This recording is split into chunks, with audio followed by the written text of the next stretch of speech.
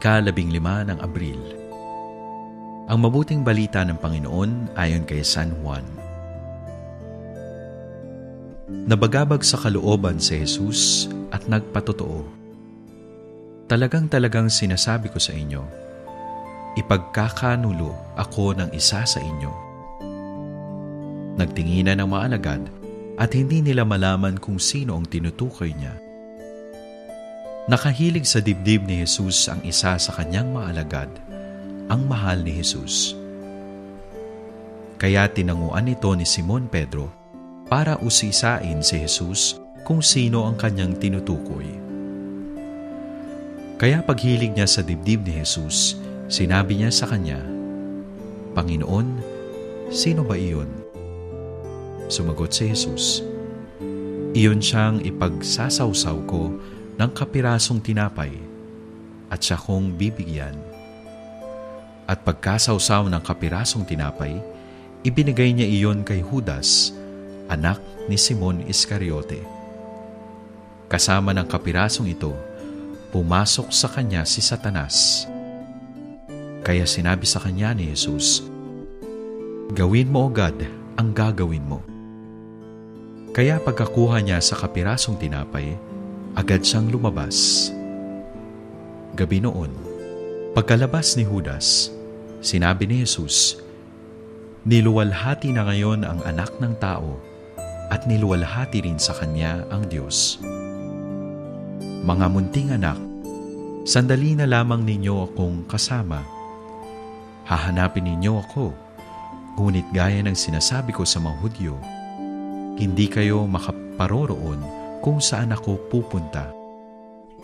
Sinasabi ko rin sa inyo ngayon."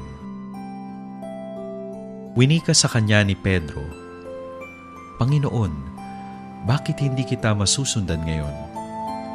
May iaalay ko ang aking buhay alang-alang sa iyo." Sumagot si Jesus, "May iaalay mo ang iyong buhay alang-alang sa akin? Talagang sinasabi ko sa iyo, hindi titilaok ang manok hanggang maitatwa mo akong makatlo." Ang mabuting balita ng Panginoon. Pagsasadiwa. Ipagkakanulo ako ng isa sa inyo. Sa pamamagitan ng paglalantad ng balak laban sa kanya, binibigyan niya ng pagkakataon ang taong magkakanulo sa kanya upang muling pag-isipan ang maitim na balak nito. Walang sinumang itinadhana upang mapahamak sa simula pa lamang, kahit si Judas. Isinugo nga ng Ama si Jesus dito sa mundo upang iligtas ang makasalanan at hindi ang matuwid. Hindi nga sinukuan ng mahabaging tagapagligtas si Judas. Kung tutusin, isa si Judas sa kanyang mga alagad, isang kaibigan at katapatang loob, at hindi isa sa mga kumakalaban sa kanya sa simula pa lamang.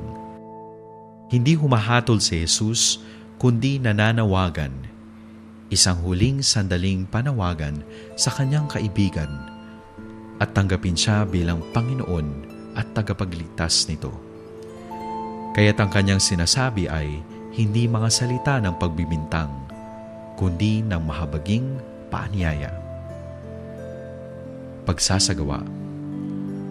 Marami sa mga kaaway ni Jesus ang hindi nakaalam sa kanyang kabutihan at lalo na sa kanyang pagkadiyos. Maaaring nasaktan nila si Jesus, subalit hindi nila nalalaman ito.